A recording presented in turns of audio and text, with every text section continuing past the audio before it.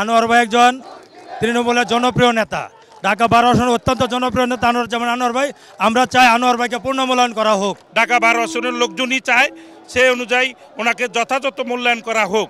তৃণমূল পর্যায়ের নেতা উনি মাঠে ও মানুষের নেতা, একদম মানে নিবেদিত।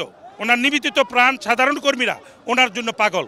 ওনার একটা ভোট ব্যাংক আছে, সম্পূর্ণভাবে ওনাকে যথাযথ মূল্যায়ন আমি ভারপ্রাপ্ত চেয়ারম্যানের কাছে আশা করছি।